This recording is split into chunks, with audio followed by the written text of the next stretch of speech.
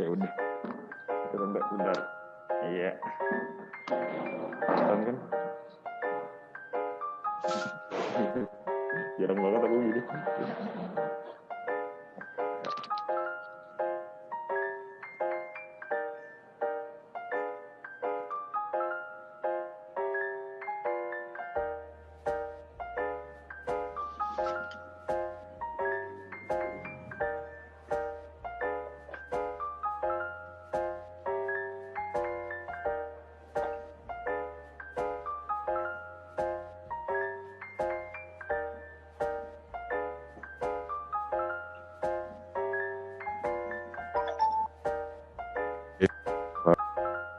Halo, nama aku Ken Kaila, biasa dipanggil Ken dari FSRD ITB.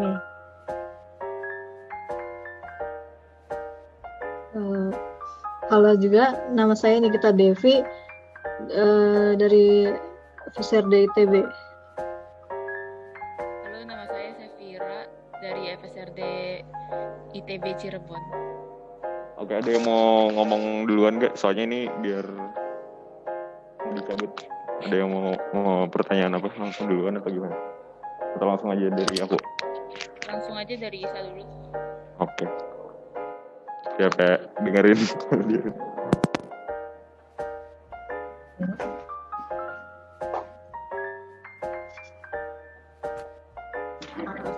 Iya, biar kedengeran. Coba tes dulu.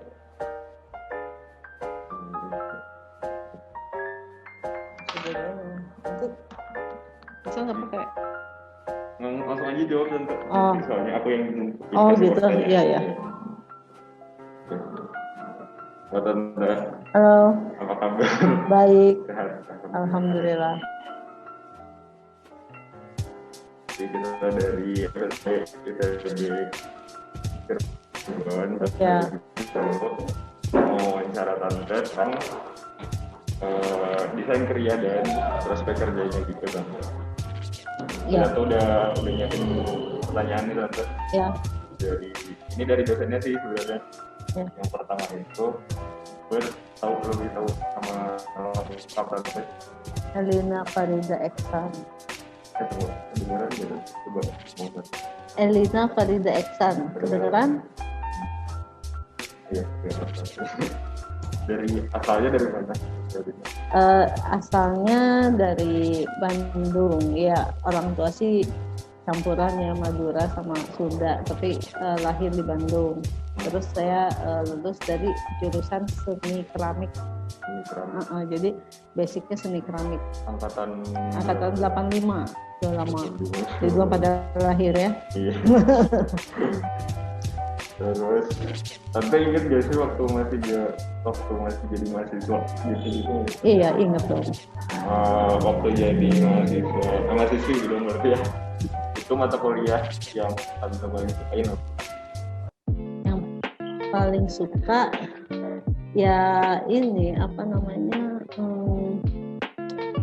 Kalau dulu tuh ada konsep teknologi, terus ada juga karena kalau di seni itu nggak ada marketing ya, nggak ada pemasaran, karena itu kan ininya seni. Jadi kita lebih ke mungkin paling suka ya proses berkarya studio, karena itu membentuk. Jadi karena itu tantangan, karena kalau keramik itu kan memang basicnya harus bisa muter. Nah itu memang tantangan paling paling susah muter itu, apalagi kalau dulu kan kita belum pakai meja putar elektrik, jadi pakainya manual. Nah itu cewek-cewek itu memang paling agak repot. Cuma kalau tante paling suka itu, jadi makanya sampai akhirnya kita waktu mahasiswa juga udah beli meja putar elektrik supaya bisa kerja di rumah. Karena kalau kerja di kampus kan terbatas waktunya, dan juga kadang-kadang kalau sampai sore malam takut juga gitu, jadi mending beli dan kerja di rumah gitu. Oh, tante dulu tuh berarti langsung ke jurusan gitu. Jadi pertama kita TPB SR. TPB itu jadi desain sama seni itu jadi satu. Lalu tahun berikutnya kita penjurusan. jurusan seni langsung ke seni keramik. Jadi kalau sekarang kan ada ada TPB seni, ada TPB desain, ada TPB kriya. Tahun ketiga baru penjurusan. Kalau dulu tahun kedua udah penjurusan. Kalau Tante dulu ada nggak matkul yang Tante nggak suka? Mata kuliah yang nggak suka apa ya? Ini yang nggak suka gambar konstruksi sama gambar bentuk. Tapi itu biasanya kalau sumber-sumbernya juga ada konstruksi juga. Iya, nggak suka konstruksi. Tapi kalau Nirmana 3D nggak suka. Tapi kalau gambar konstruksi nggak suka. Terus lanjut. Langsung ke topik yang kita bahas itu, menurut Tante pengaruh seni rupa dan seni desain terhadap karya itu apa sih Tante? Jadi kalau kriya itu kan bagian dari industri kreatif saat ini. Jadi ada 16 industri kreatif di Indonesia. Jadi tadinya 15, sekarang karena ditambah kuliner jadi 16. Nah, itu termasuk di dalamnya kriya. Nah, kalau industri kreatif itu memang yang lebih berkembang kalau berbasis desain dan seni. Jadi kita membuat satu produk, kalau kita punya ilmu desain dan seni, itu memang dalam tanda kutip lebih mudah untuk kita memasarkan produk. Karena kita ngerti tentang konsep desain, terus sudah gitu juga kita juga punya wawasan ilmu tentang seni gitu ya. Saya nggak tahu kalau sekarang apakah ada filsafat seni. Lalu kalau desain mungkin kalau kriya kan ada juga mata kuliah marketing ya atau pemasaran. Gitu. Nah itu juga tapi bagaimana memasarkan produk tapi berbasis desain gitu atau seni. Jadi karena kriya itu sekarang berkembang antara seni dan desain itu memang sekarang itu sudah baur, jadi nggak terpisah. Kalau dulu tuh seni tersendiri, desain tersendiri. Jadi kalau seni nanti kita harus jadi seniman, berkarya seperti seniman. Lalu memasarkan karyanya harus di galeri. Kalau sekarang, lalu kalau desainer mereka membuat satu desain, lalu nanti misalnya aplikasinya kerjasama dengan industri. Nah, kalau kriya itu lebih mandiri. Jadi penggabungan seni dan desain itu membuat kita misalnya membuat kriya itu membuat satu karya kriya itu bisa langsung kita memasarkan. Jadi kita bentuknya nanti mau arahnya ke seni atau arahnya ke desain itu sama aja. Yang penting kita bagaimana kita bisa melihat peluang di pasar. Jadi karena ujung-ujungnya itu harus karya yang kita buat harus terjual. Karena kita kan membuat satu karya itu sudah keluar biaya. Nah, nggak mungkin hanya ditumpuk aja di rumah gitu ya, hanya dinikmati sendiri. Nah, harus ini harus bisa terjual. Nah, bagaimana karya yang kita buat itu bisa terjual di pasaran, diminati oleh pasar. Nah, itu kita memang harus juga berwawasan. Misalnya kalau sekarang kan dimudahkan dengan medsos, kita bisa lihat tentang Pinterest, lalu juga trend forecasting, itu biasanya pelajaran desain ya, trend forecasting, lalu perkembangan seni saat ini seperti apa. Nah itu semua dirangkum menjadi satu karya. Nah itu bisa itu seperti itu.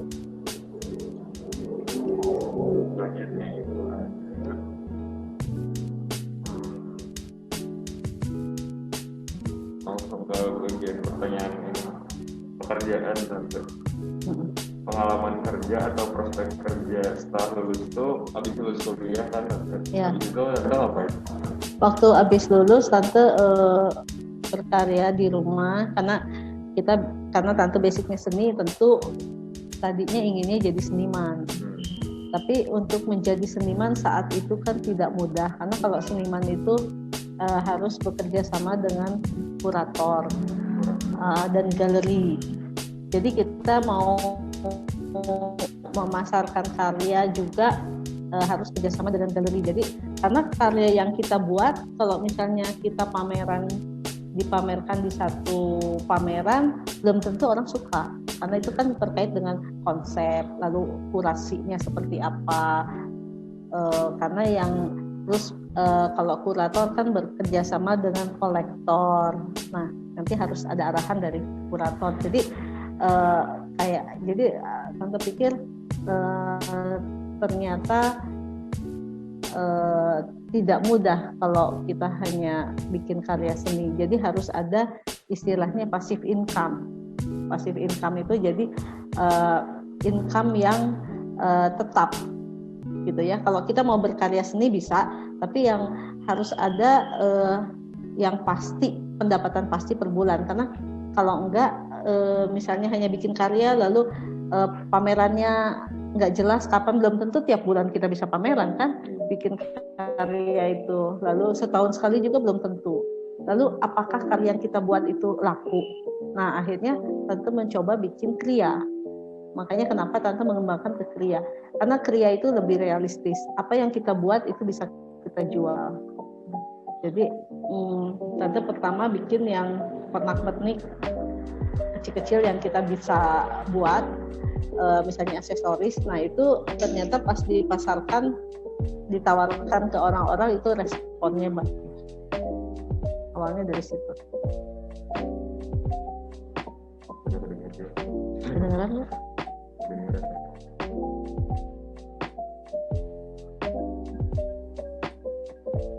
Selanjutnya ini pasti tante udah banyak banget.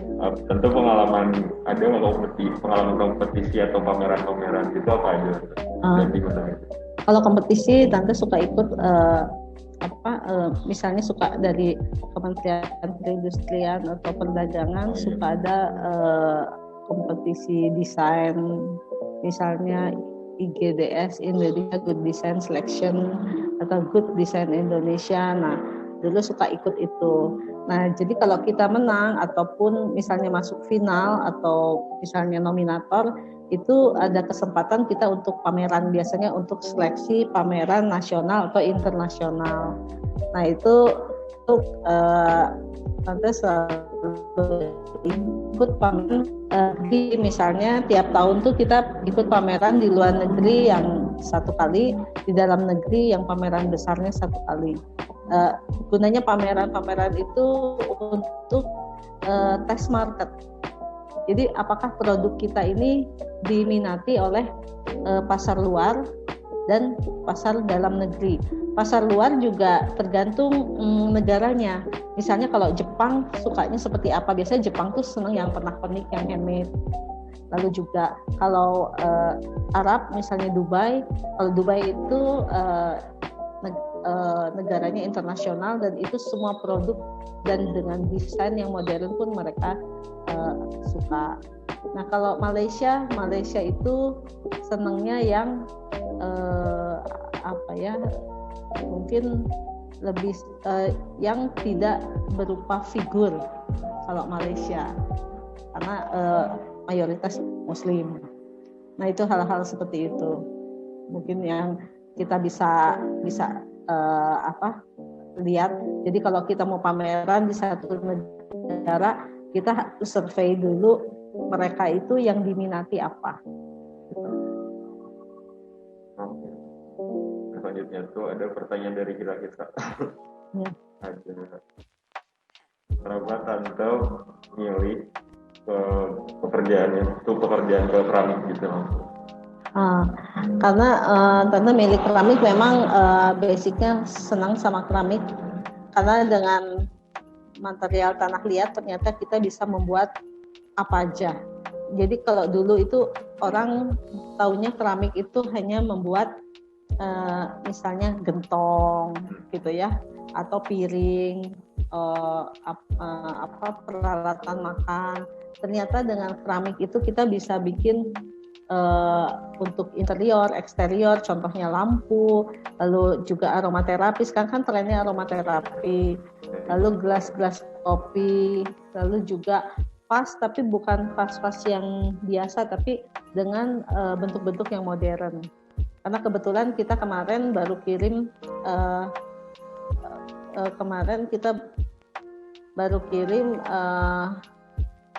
produk Fast untuk ke Dubai. Jadi kita kemarin 2 bulan, baru tadi malam kita kirim lagi, bulan lalu juga kita kirim. Jadi kita ekspor ke Dubai. Biasanya kita untuk luar negeri itu barang kecil, tapi pas kemarin alhamdulillahnya dengan pandemi ini malah kita dapat ekspor yang agak besar. Ya. Biasanya kan pada menurun ini. Iya, yang lain pada menurun. Kita alhamdulillah malah ada order. Terus Tante kan suka meneliti gitu gak? Yang kalau ada tren-tren kerajinan yang baru-baru gitu atau tempat-tempat gitu yang menginspirasi. Ya. Iya tentu harus. Jadi kita harus lihat sekarang tuh trennya apa yang diminati. Jadi nggak bisa kita membuat satu produk itu suka-suka kita.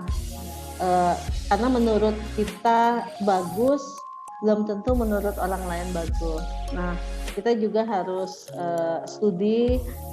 Kalau sekarang kan dengan medsos bisa melalui Pinterest dan yang lainnya, atau mengikuti webinar-webinar desain atau kriya. Nah, itu juga cukup membantu. Lalu juga mungkin kalau kalian nanti mau berusaha sendiri, istilahnya mandiri, itu bisa ikut gabung di asosiasi, karena asosiasi itu di asosiasi itu suka ada informasi misalnya untuk pameran atau untuk misalnya pembiayaan, karena kan kita membuat satu usaha kan harus ada biaya. Nah, bagaimana biaya kita dapat biaya-biaya yang mudah untuk kita usaha. Kayak sekarang kan ada KUR, kredit usaha rakyat, dan yang lainnya. Cuma pesan Tante kalau misalnya kita mau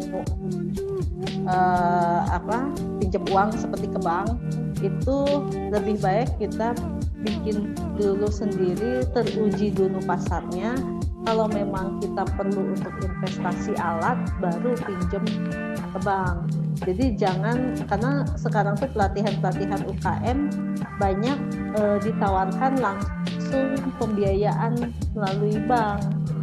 Jadi jangan terkecoh. Jadi kalau Tante sarankan modal sendiri dulu. Jadi tes market dulu, apakah produk kita ini laku dijual dan apakah kita perlu nggak pembiayaan bank. Kalau nggak perlu nggak usah. Kayak Tante nggak pakai pembiayaan bank. Memang sih kalau pakai pembiayaan bank mungkin lebih cepat, kita juga bisa setting studio apa segala macam. Nah, tapi nanti produknya apakah laku dijual nggak? Terus untuk mengembalikan mengembalikan uangnya itu, bayar cicilan tiap bulan ketutup nggak? Nah itu. Tapi kalau misalnya kita ada pesanan banyak, lalu udah gitu perlu peralatan yang misalnya kalau di keramik itu tungku keramik kan cukup mahal, dan peralatan lainnya itu sekitar 20-30 juta. Kalau memang tidak ada dana, ya kita bisa sih misalnya ambil kredit ke bank yang tanpa agunan, misalnya 25 juta ke bawah. Nah itu cuma itu kita lihat mengembalikannya seperti apa. Nah sekarang juga ada namanya PKBL. PKBL tuh ya, apa ya? Jadi CSR-nya dari BUMN, misalnya ada Pertamina, ada Bio Farma, ada Bank Mandiri juga punya CSR-nya. Nah itu kita bisa jadi mitra binaan. Nah kalau jadi mitra binaan, kita juga dikasih kredit ringan oleh mereka, itu dikembalikan dalam waktu 3 tahun. Nah itu juga bisa membantu kita, tapi itu memang tetap pakai agunan gitu ya. Jadi kalau misalnya agunannya tidak siap, lebih baik coba sedikit-sedikit. Memang sih kalau tanpa modal yang besar kita memang agak lambat, tapi nggak apa-apa, tapi aman gitu. Mungkin itu tipsnya. Jelaskan banget sih. Terus ada Tante punya tips gak buat kita yang baru menjalani bisnis, mau buka bisnis gitu awal-awal? Tipsnya kalau misalnya mau buka bisnis, silahkan coba membuat bisnis. Lalu juga sambil kita tes market ya, apakah produk yang kita buat itu diminati atau enggak. Lalu juga coba misalnya bersinergi dengan asosiasi atau dinas terkait. Cuma kalau dinas itu biasanya kita harus punya izin usaha. Jadi nantinya kalau kalian memang serius mau usaha, harus punya izin usaha. Sekarang tuh dimudahkan dengan izin usaha, jadi kita tinggal ke kelurahan, ke RT RW minta keterangan usaha. Nanti kalian mendapat NIB namanya, nomor induk berusaha. Jadi bisa. Jadi kalau dulu Tante harus ke dinas perindustrian perdagangan, bikin sirup, HO dan segala macam. Pokoknya ribet dulu tuh ada 5 izin yang kita harus punya dan biayanya cukup mahal. Kalau sekarang tuh gratis. Jadi memang dimudahkan supaya kita punya jiwa entrepreneur dan juga anak-anak itu semangat untuk berusaha. Jadi sekarang dimudahkan.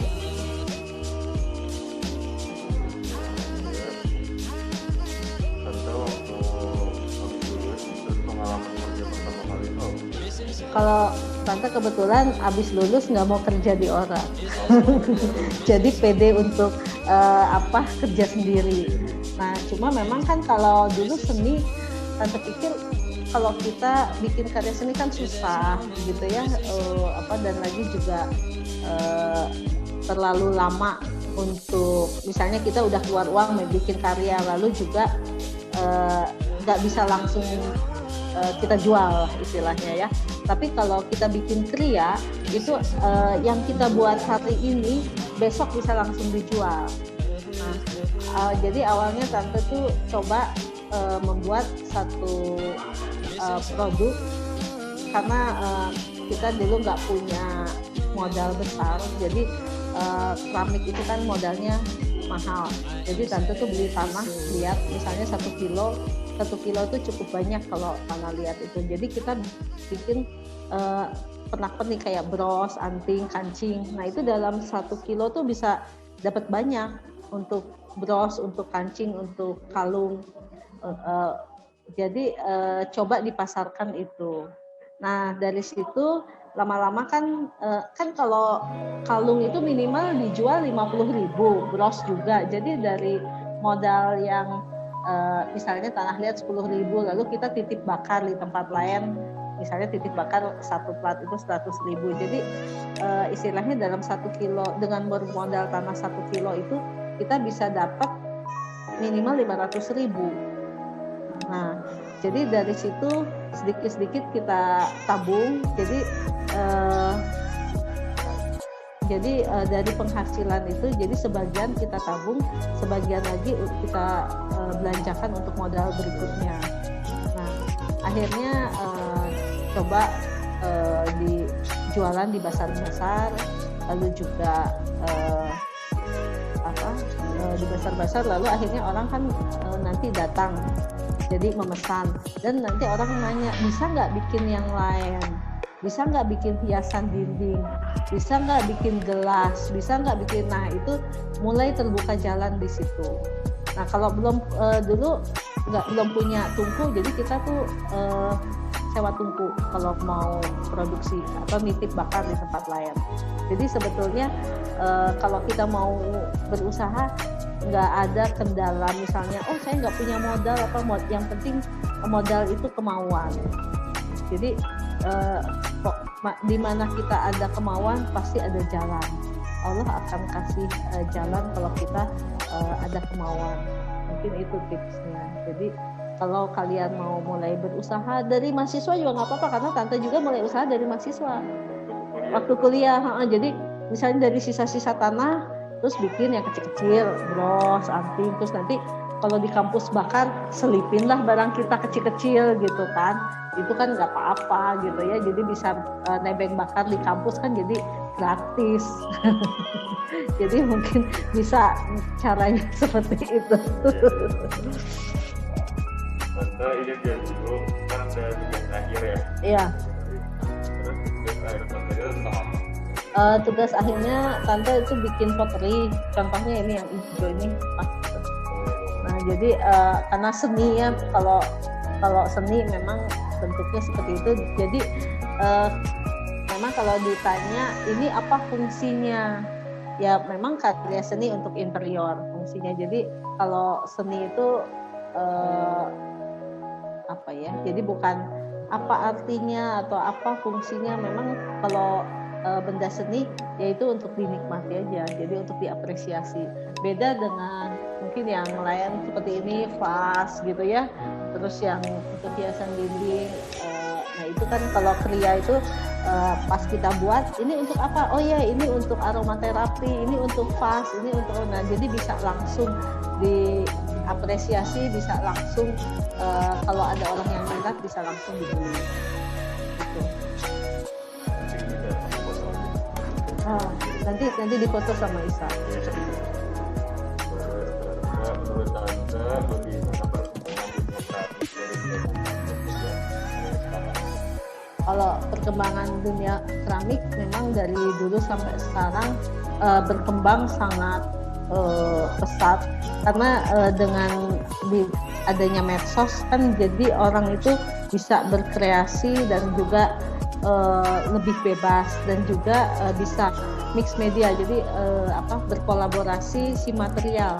Jadi misalnya keramik dengan kayu, keramik dengan kulit, dan juga dengan tekstil. Misalnya contohnya kriya keramik bisa kolaborasi dengan kriya tekstil. Misalnya untuk contohnya untuk kalung, misalnya bandulannya keramik, lalu nanti talinya bisa dari kain, misalnya kain tenunan atau yang lainnya. Nah bisa juga itu, atau dengan material logam, kerjasama sama anak DP. Nah itu luas sekali kalau ini kriya sekarang itu. Jadi sangat sangat berkembang dan juga memudahkan kalau kita mau usaha. Terus paling apa ya tante, pesan atau tips buat kita angkatan 2020 sekarang kriya gimana? Sekarang kriya kan, kalau sekarang kriya itu ada TPB kriya. Jadi wawasan mungkin material, explore materialnya lebih luas. Jadi bisa nyoba tekstil dan keramik. Nah nanti juga pada perkembangannya kalau kalian mau bikin usaha bisa untuk penggabungan material itu, atau misalnya membuat keramik dengan motif tekstil, juga sebaliknya, atau misalnya yang senang fashion mau bikin misalnya baju atau tas atau apa, kan bisa dengan kancing-kancing keramik. Nah jadi bisa kolaborasi seperti itu, bisa digabungkan. Jadi itulah keuntungannya ada TPB kriya. Jadi nyoba juga material tekstil, nyoba juga material keramik. Tinggal kalian memilih mayoritasnya mau apa, mau di kriya keramik atau kriya tekstil gitu. Lalu untuk memasarkan produk juga kan bisa melalui medsos. Jadi kalian kan semua punya HP. Nah itu bisa buka IG, melalui IG gitu. Apalagi kalau yang followernya banyak, yang bisa jadi selebgram itu ya, sangat memudahkan untuk memasarkan produk gitu. Oke, tante. Durasinya udah lama. Lebih dari aku lagi. Oh iya. Jadi gitu aja tante. Ya baik ya, sama-sama ya, sukses ya untuk kalian semua, semangat ya. Iya tante, belajar. makasih banyak tante. Ya sama-sama. Terima kasih Tante. Ya sama-sama, semangat ya. Ya sukses untuk semua.